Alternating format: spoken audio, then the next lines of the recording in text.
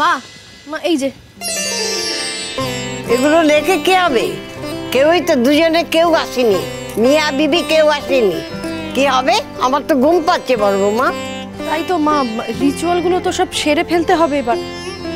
আচ্ছা মা, বলছি যে আমরা কিন্তু আজকে চলে যাব সব রিচুয়াল সেরে। হ্যাঁ, আমি বলেছি আপনার বড় ছেলেকে আমরা আজকে চলে যাব, আর আপনি ছোট ঠাকুরপো কাল না হয় চলে আসবেন। না না না, এক যাত্রায় পৃথক ফল। তোমার সঙ্গেই এসেছি, আবার একসঙ্গেই চলে যাব। হ্যাঁ, একটা দিন থাকলে কি করবো মা? এখানে এত লোক, ওদের অসুবিধা হবে না বলুন তো? এখন যে ছেলেটার কথা ফেলতে পারি না গো। দিদা এই যে গেছি। এই তো লালন, কি এত দেরি করলে কেন? আর দেরি করলে কেন? আসতেই চাইছে না। একটা কথা বলো দিদা, বিয়ে হয়েছে যখন ফুলসজ্জা তো হবেই। নিশ্চয়ই। লাল হয়ে গেছে, আসতে চাইছে না কেন? লজ্জায়। আবার কি লজ্জায়? তো লাল হয়ে গেছে বাবু। লজ্জা কিসের? হ্যাঁ, কিন্তু ফুলসজ্জা হবে কাকে নিয়ে গো? কেন? বউটা হাওয়া হয়ে গেছে। দেখো দেখো কিরকম তাকিয়ে রয়েছে, দেখো। তাতে কি হয়েছে দিদা? তুমি তো আছো। হ্যাঁ, আমার মতো একটা বড় গিন্নি থাকতে তোমার আর কাকে দরকার গো? তুমি ঠিক বলেছো দিদা, তুমি আমার আসল বউ। আসল বউ?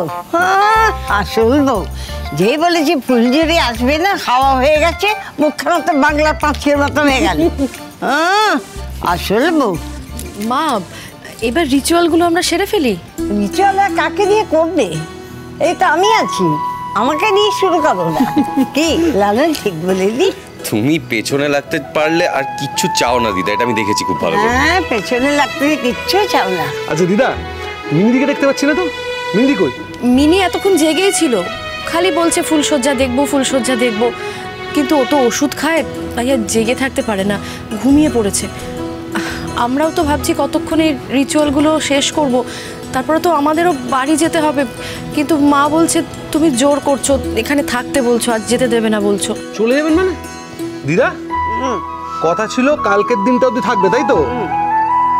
কালকের দিনটা অবধি থেকে যান, কালকে তো আর আটকাতে পারবো না, সে জোর তো আমার নেই। কেন আটকাতে পারবি না? বল, তুই ঠিক করে বল, কেন আটকাতে পারবি না? নিশ্চয় আটকাতে পারবি, আমাদের উপর তোর জোর অনেক আছে। দেখো, আরেকটা কথা বলার আছে। তুমি যদি এখনো বিয়ে মনস্থির করতে না পারো, তাহলে আমার একটা প্রস্তাব আছে। কি? ভাবছি তোমার মতো একটা বর পেলেও কিন্তু আমি খুব খুশি গো। মা, আপনিও পারেন। কি হলো এটা দিদা? হ্যাঁ, এদিকে এসো, এদিকে এসো। কি হলো? হ্যাঁ, তুমি আমাকেও নাচাচ্ছ, ওনাকেও নাচাচ্ছ। তুমি আগে নিজে ঠিক করে নাও কাকে বিয়ে করবে। তাই না তাই? আমার চোখের সামনে আমার প্রতিদ্বন্দ্বীর হাত ধরে দাঁড়িয়ে আছো তুমি। প্রতিদ্বন্দ্বী? হ্যাঁ, তোমার ব্যাপারে তো আমরা প্রতিদ্বন্দ্বী।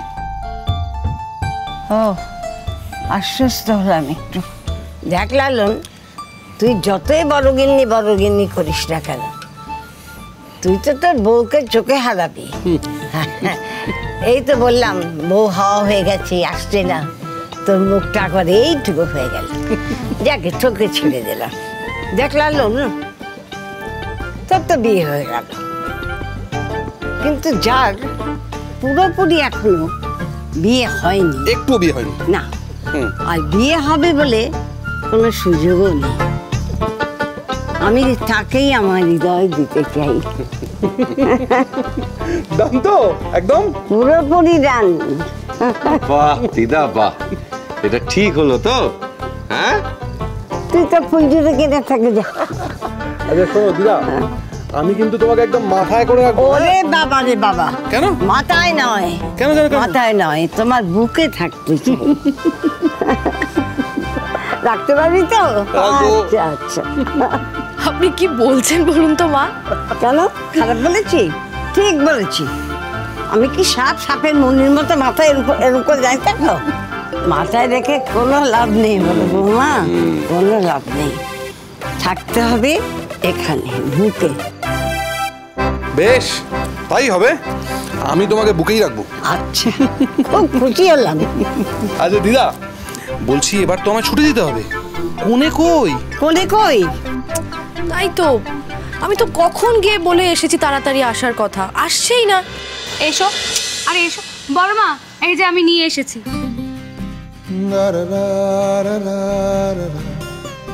এই যে এসেছেন। এই যে এতক্ষণে আসার সময় হলো? আমরা কখন থেকে সবাই মিলে এখানে অপেক্ষা করছি বলতো? কি করবে বলো, পুজোরে তো আসতেই চাইছে না। কেন আসতে চাইছিল না? ওকে জিজ্ঞেস করো।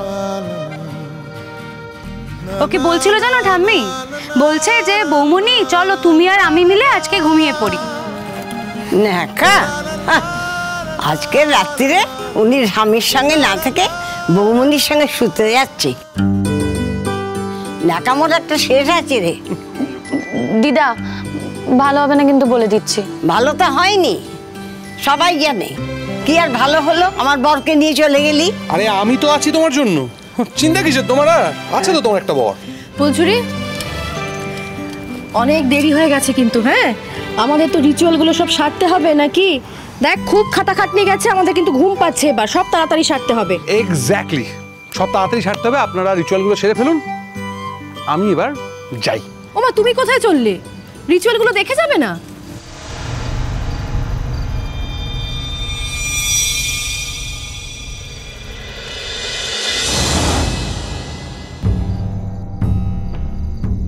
কি ব্যাপার? ঝুঁকি না কষ্ট হচ্ছে? কই না তো। শিওর? Of course sure. উল্টে আমার তো মনে হচ্ছে আমি মুক্ত হয়ে গেলাম।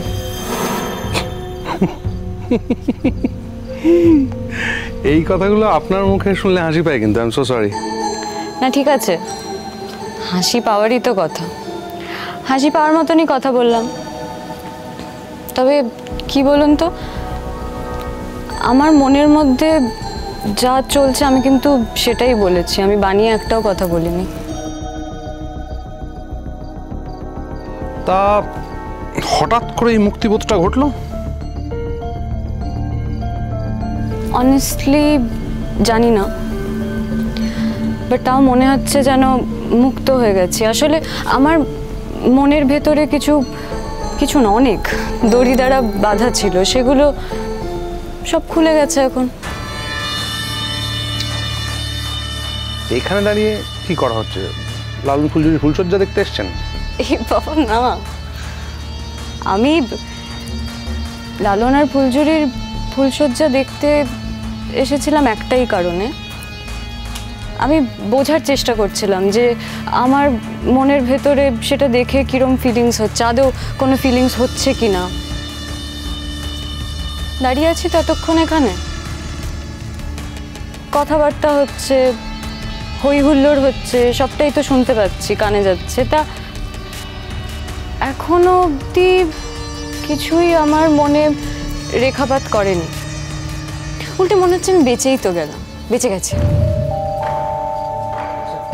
না, একটা কথা তো অ্যাডমিট করবেন আপনি যে আমি লালনকে ভালোবাসি এই ধারণা নিয়েই তো যা করার করেছিলাম। হ্যাঁ, তাতে অনেকের অনেক ক্ষতি হয়েছে, কিন্তু আমার কি কম ক্ষতি হয়েছে বলুন? এই কথাগুলো কদিন আগে বোধহয় আমি বোঝাবার চেষ্টা করেছিলাম, তখন বোঝেননি। সেই বাড়ির সবার কাছে অপ্রিয় হয়েছি, বাড়ির সবার কাছে খারাপ হয়েছি। আমার বাবা আমাকে দু চোখে সহ্য করতে পারে না, পছন্দই করে না আমাকে অ্যাজ এ হিউম্যান বিং। আমার বাড়ির লোক আমাকে এ বাড়ির মেয়ে হিসেবে স্বীকার করতে চায় না।